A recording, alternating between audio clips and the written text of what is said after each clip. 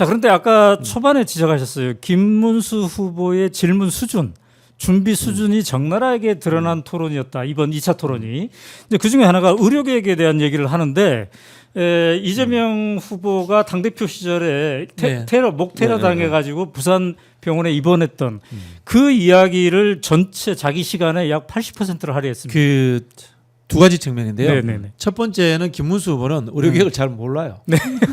정책을 할 얘기가 모르기 때문에 할 얘기 없는 거고요. 네. 두 번째는 네. 못된 장깨가 숨어 있는 게 지금 PK가 격전지입니다. 네. PK가 격전지이기 때문에 핵심은 이거 아닙니까? 네. 왜 이재명 후보는 부산대 병원도 좋은데 네. 헬기 타고 서울 갔느냐 그러니까. 이야기를 하는 거 아닙니까? 네. 즉 격전지인 PK에 있어서의 네. 지역적인 갈등을 만들어 가지고 네. 지금 치솟고 있는 PK에서의 이재명 후보의 지지율을 떨어뜨려 보겠다라는 하나의 이 지역주의 선동 작전입니다. 네. 그렇군요.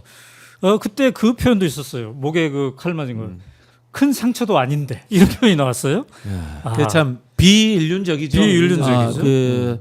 이재명 후보가 그래도 잘 참더라고요. 그러니까 그 쉽게 말하면 이거 아닙니까? 헬기를 대단했어요. 타고 서울대병원을 네, 네, 가는 걸 네. 목에 이렇게 칼이 맞아서 지금 생명이 위독한 사람이 그거 판단하겠습니까? 네. 가족 아니면 의사들이 판단한 겁니다. 네. 그럼에도 불구하고 이재명 후보가 만약에 그런 부분들에 대해서 섭섭함이 있었다면 죄송합니다라고 이야기를 합니다. 네. 사실 이 역시도 네. PK가 승부처이기 때문에 네. 한없이 이 굉장히 경화한 인내를 자세를 하고 보였던 거죠. 네. 그러나 김문수 후보는 계속 거듭해서 질문을 했어요. 그러니까. 또 왜 서울대병원으로 갔나, 성남병원으로 가지 않고 등등등 이런 얘기를 했는데 정말 아까 지적대로 이재명 후보가 잘 참았어요. 잘 참았죠. 네. 네. 그때 댓글에 예. 당신은 칼 맞아봤냐 이런 댓글도 있었습니다. 자, 어쨌든 간에 김문수 후보가 이렇게 이제 본인의 밑바닥을 드러낸 거긴 한데 자, 그런데 말이죠. 오늘 그 이재명 후보의 입장에서 지난번에 이준석 후보의 이른바 깐족거림에 많이 당했기 때문에 네. 이번에 좀 대비를 하는 것 같았어요. 그렇죠. 그래서 왜 토론을 그런 방식으로 하느냐, 당신은 대안이 있느냐 이렇게 얘기하는 장면이 상당히 나오지 않았습니까? 간병비에 15조 원이나 더 들었는데 뭐 이런 표현이 나왔을 때도 마찬가지였고요. 그리고 대화라는 것은 양보와 타협을 해가는 과정인데 시비를 거는 것으로는 대화가 되지 않는다. 이런 지적까지 이제 이준석 후보에게 직설적으로 했는데 어떤 측면에서 보면 너무 과하게 이준석 대표에 대한 시간을 할애한다. 이렇게 본 사람도 있을 것이고 아니야 꼭 지적할 걸 지적했다. 이런 표현이 있을 것 같은데 어떻게들 보셨는지요? 굉장히 잘했다고 봅니다. 잘했다. 네. 사실 지난번 토론에서 특히 네. 이제 호텔 경제론 같은 경우에 네. 이재명 후보는 그런 질문이 나올 줄도 몰랐을 거예요. 그렇죠. 본인도 옛날에 했던 이야기고 그게 사실은 지지자가 만들어준 약간의 넌센스가 포함된 거지 않습니까? 네. 그걸 가지고 이준석이 맹공을 함으로 인해서 네. 저는 이재명 후보가 지지율이 한 1~2% 떨어지는 측면이 있었다고 봅니다. 그리고 이준석은 역시 잘 싸우는 사람, 토론 잘하는 사람. 네. 이렇게 이제 상대표가 넘어가지는 않습니다. 네. 제가 늘 말씀드리지만은 자기 주위에 있는 표들이 모이는 거예요. 네. 그런 효과를 저는 이준석이 봤다라고 봅니다. 네. 그런 부분에서 이번에는 아주 엄격하게 이준석의 공격을 막아내고 또 이준석이 갈라치기와 극단적인 뭐라고 합니까? 이거를 침소봉대 작전 있지 않습니까? 네. 이런 것들을 정확하게 제시를 한 거예요. 사실 예를 들면 이런 부분입니다. 장애인 문제, 노인 문제, 여성 네. 문제 이준석은 늘 이 사회적 약자들을 멸시하고 갈라치기를 합니다. 이거는요 정치에서 절대 안 되는 일입니다. 네.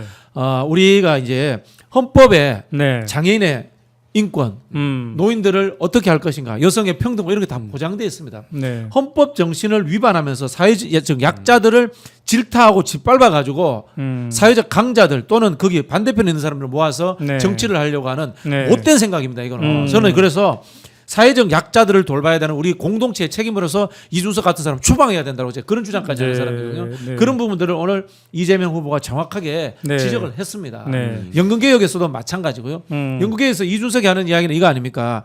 연금개혁은 청년을 위해서 해야 된다고 하잖아요. 네. 아니죠. 연금은 보편적으로 대한민국 국민 전체를 위해서 해야 되는 사회적 거죠. 연대를 위해서 해야 된다. 사회적 그렇죠. 이게 사회적 연대 기금이 원래 국가가 함해 주는 것이 연금이지 않습니까? 네. 이준석처럼 이야기하면 너는 안 늘냐? 너는 노인 안 될 것 같아? 네. 이렇게 이야기할 수밖에 없는 겁니다. 네.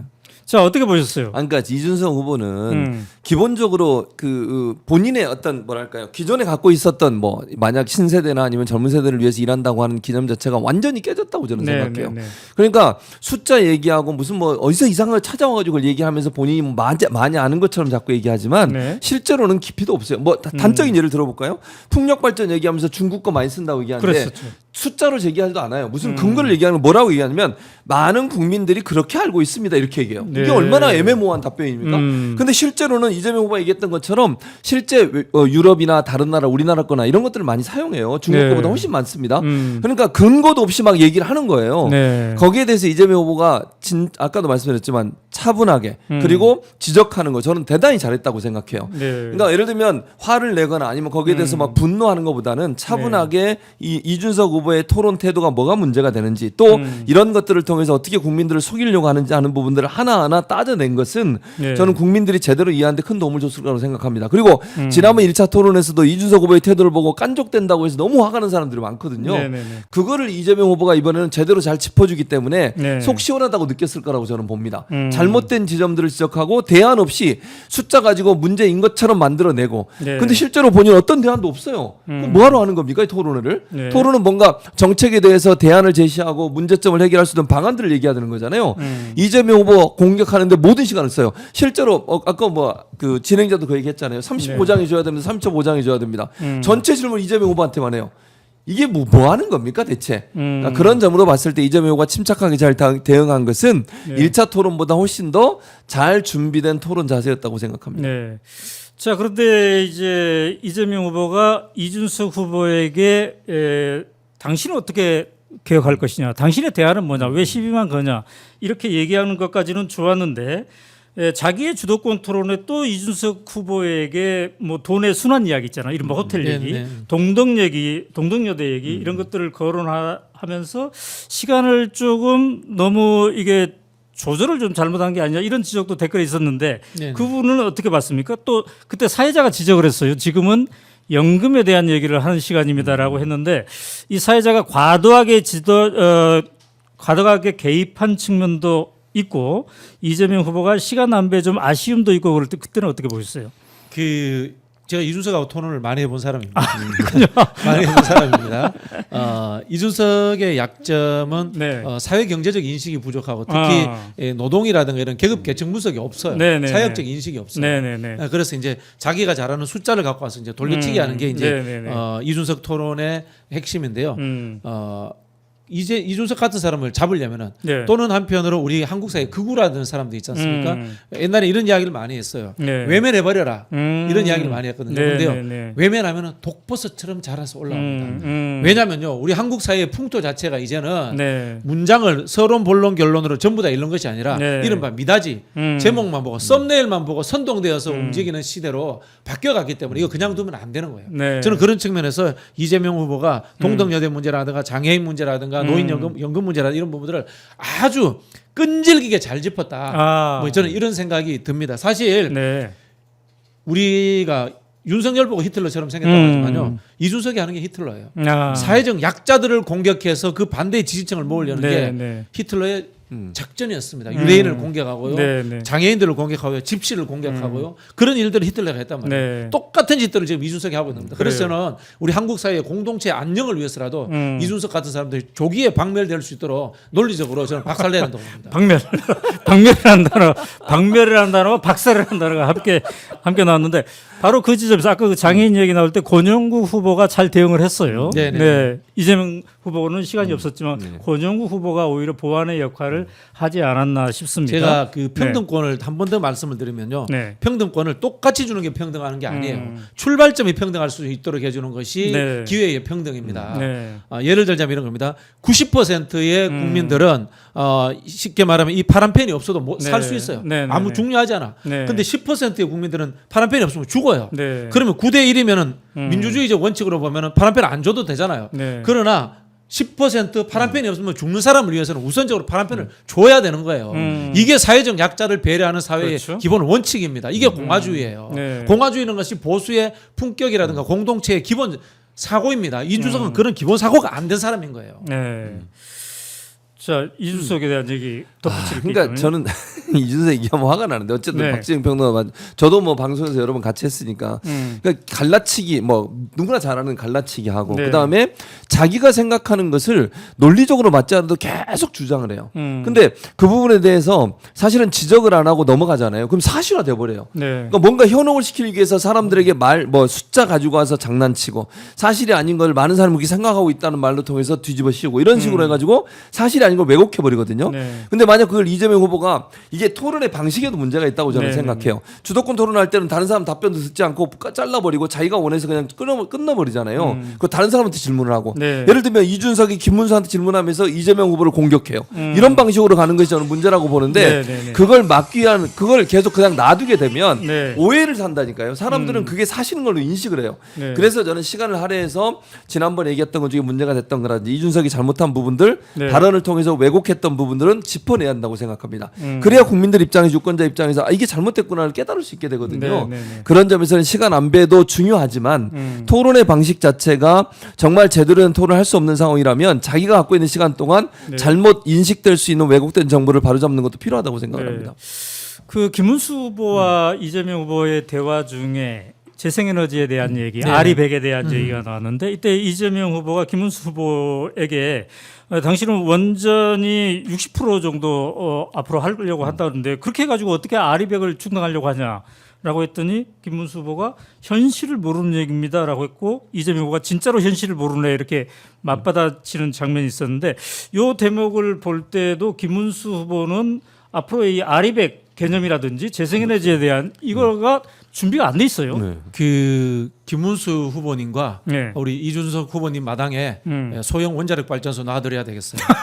그렇게 좋아하시니까. 그렇게 안전하다면 그렇게 안전하다면 핵폐기물 처리 그분들 시설. 마당에다가 핵폐기물 저기 이 처리 시설도 해드리고 네. 다 해드릴게요. 네.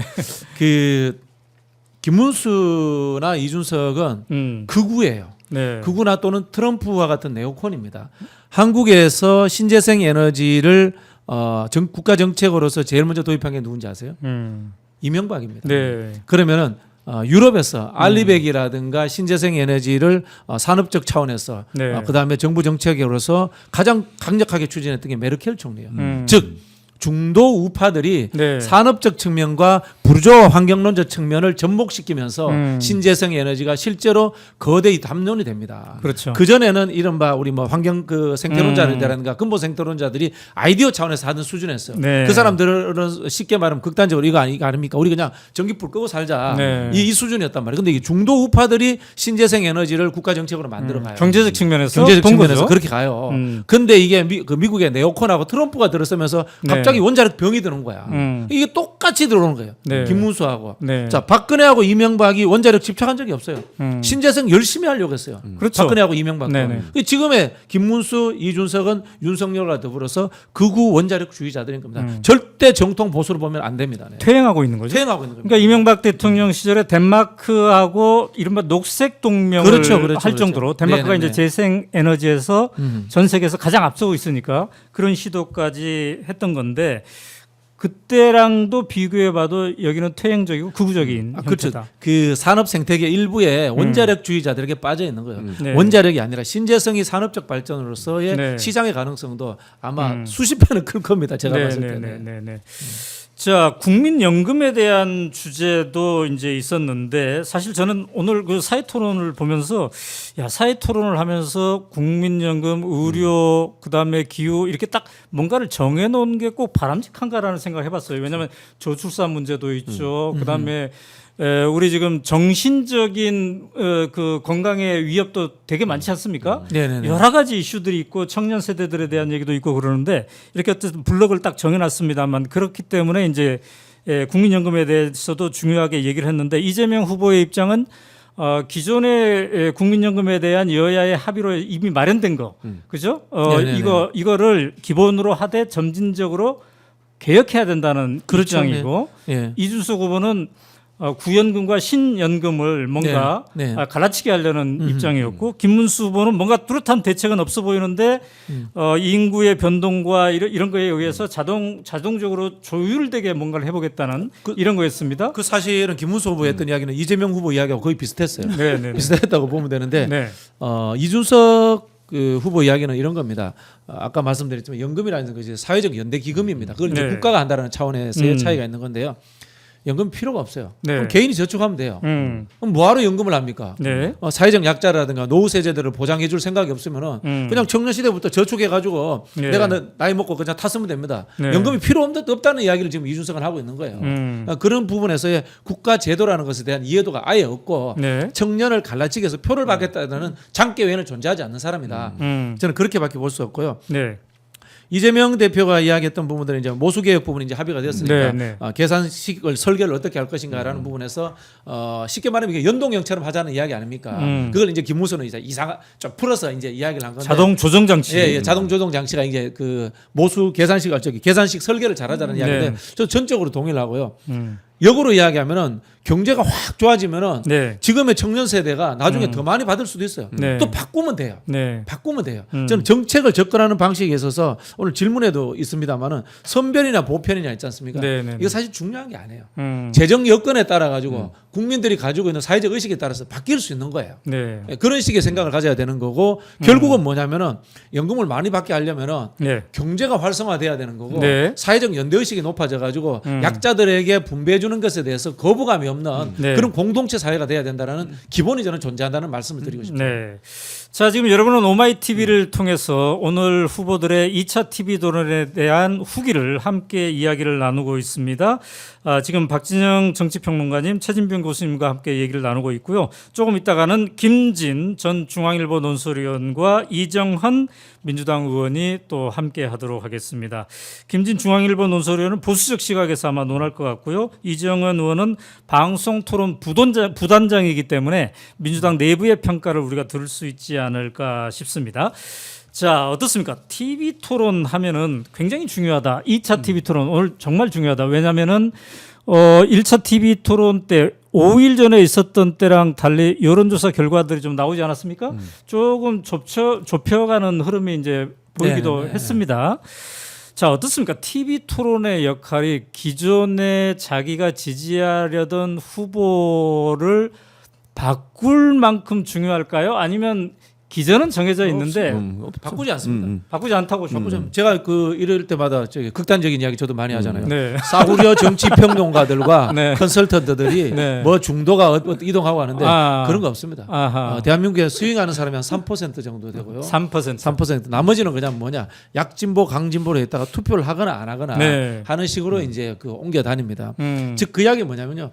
보통 이제 투표일 한 20일 전에 이미 지지 후보는 결정나 있습니다. 그 20일 전이라는 것은 이제 공식 선거 운동 들어가는 스타트 때. 하면은 정해져 있고요. 87년 우리 민주화 이후에 네. 후보 등록하고 난 이후에 네. 등수가 바뀐 적이 단 한 번도 없습니다. 그렇다고 하대요. 예, 단 한 번도 없습니다. 그게 왜 그러냐면요. 네. 이 정치라는 것이 단발의 이슈에 움직이는 것이 아니고요. 네. 유전적 측면, 그다음에 사회 환경적 측면에서 네. 나는 민주당원으로 태어나고 네, 네. 나는 뭐 국민의힘 안 하겠습니다. 영어로 리퍼블리칸으로 태어난다. 네, 네. 이런 이야기를 합니다. 이게 우리 이제 정치학에서 정당 일체감이라고 하는데 우리나라의 정당 일체감이 한 65에서 70% 정도 됩니다. 이미 정해져 있다는 나 거예요. 태어날 때부터 난 민주당 찍게 돼 있는 거야. 네. 어쩔 수 없이 그렇게 돼 있는 겁니다. 네. 그런 경향들이 있기 때문에 생각보다 잘 안 바뀝니다. 다만 우리 후보가 마음에 안 들면 투표하러 안 갑니다. 네, 그래요. 네.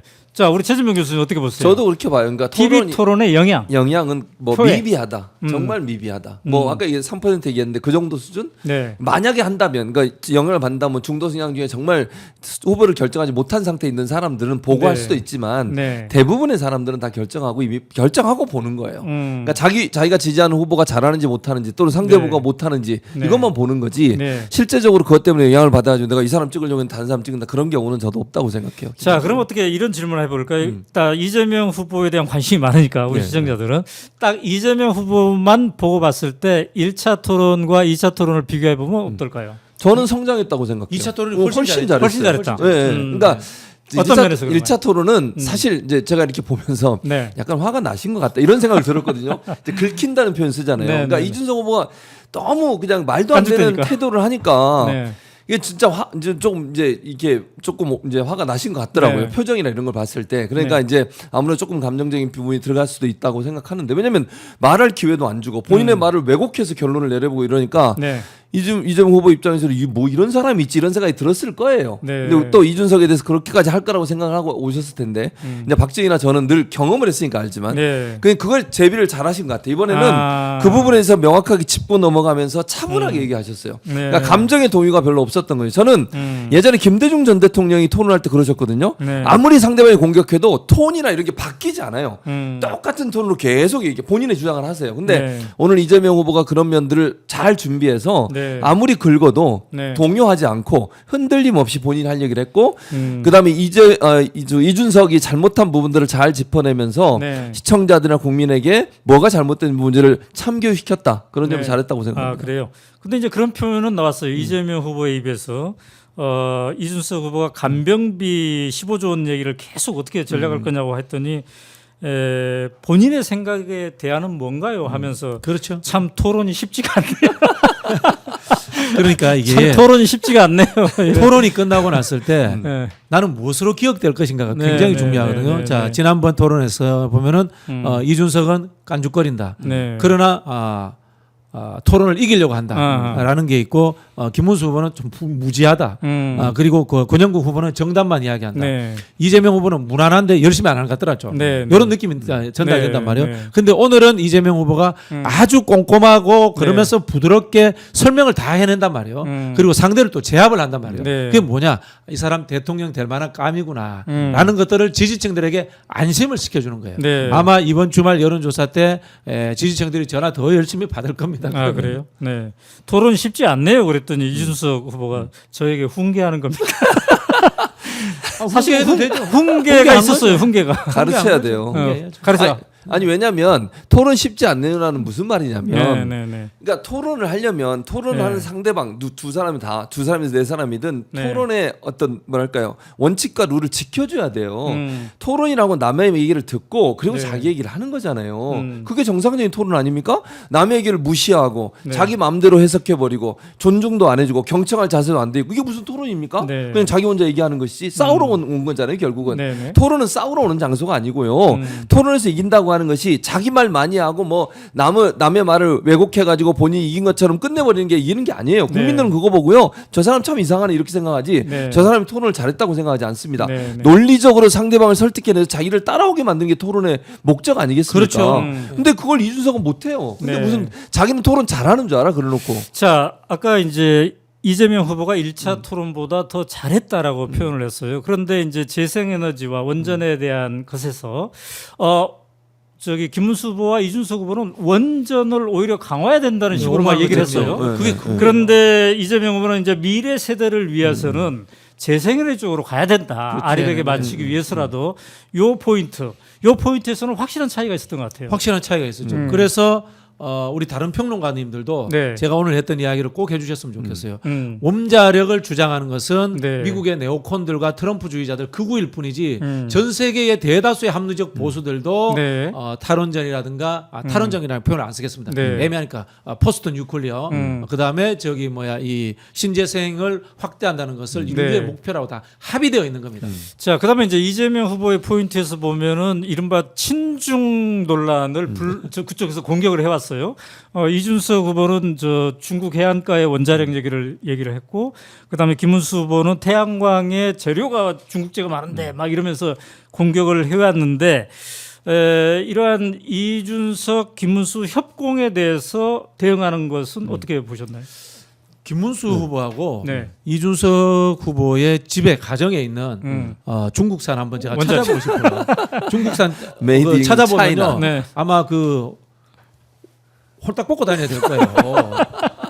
미국도 중국산이 없으면 못 살아요. 그래서 결국 관세 전쟁에서 함부로 못 이기는 그러네. 거예요. 한번 찾아봐야 되겠네. 그래 맞아요. 이 전 세계라는 것이 이 전 세계를 보는 시각도 또 적대적으로 보는 거예요. 이거는 상호 종속과 네. 그 속에서의 일면적 대립이 존재하는 것이지 네. 적대적 세력조차도 완벽하게 원수지고 척지고 살 수 없는 세계가 된 거예요. 그게 글로벌리제이션이라는 것의 핵심이에요. 기본적인 철학과 사회 인식에 대한 수준이 안 되는 거예요. 이 사람들은. 그러니까 친중 그 이미지를 심으려고 하는 거예요. 다른 네. 이유가 없어요. 그렇죠. 이재명은 친중이다 이 얘기를 하고 싶은 거예요, 사실은.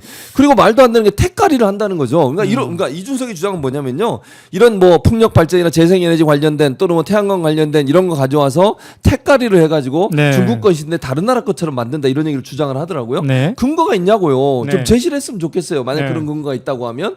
그리고 실제로 뭐 이재명 후보가 얘기했잖아요. 그 문제에 대한 풍력 발전 관련해서 나온 재료들은 네. 유럽이나 우리나라 게 많다. 네. 그게 이미 확인이 됐는데 왜 그렇게 얘기하냐고 얘기했더니 또 똑같아요. 택가리를 했다는 얘기를 하는 거예요. 아니 그러니까 이재명 후보는 근거를 가지고 얘기하면 이준석 후보는 근거 없이 그냥 주장을 해요. 네. 주장을 네. 하면서 친중 이미지를 만들어내려고 하는 거예요. 근데 아까 박지은 평론가도 얘기했지만 네. 기본적으로 중국산이 전 세계에 뿌려져 있는 부분, 예를 들면 네. 무역이란 게 그런 거잖아요. 싼 가격에 싼 노동력을 하고 제품을 생산해서 그게 자기 나라보다 더 저렴한 가격으로 만들 수 네. 있으면 그걸 수입하는 거예요. 그리고 우리가 잘하는 걸 팔고 부가가치 높은 걸 판매하고 이렇게 해서 무역이 이루어지는 거 아닙니까? 네. 그럼 자기 나라가 자기들 나름대로 만들어서 다 써야죠. 그러면 무역하지 말고 그런 논리를 가지고 친중 이미지를 만들어내는 게 말이 되냐고요 지금. 네. 자 그러면 이준석은 대선 후보 하지 말고 그냥 다시 돌아와서 저하고 같이 네. 서로 종편에 나가서 둘이 싸워요. 아. 딱 그 수준이에요. 네. 많이 싸웠습니다 옛날에. 그때부터 좀 뭐 바뀐 게 없어요 별로? 안 없어요. 변합니다. 안 변- 더 나쁜 쪽으로 발전하더라고요. 아 네. 그래요.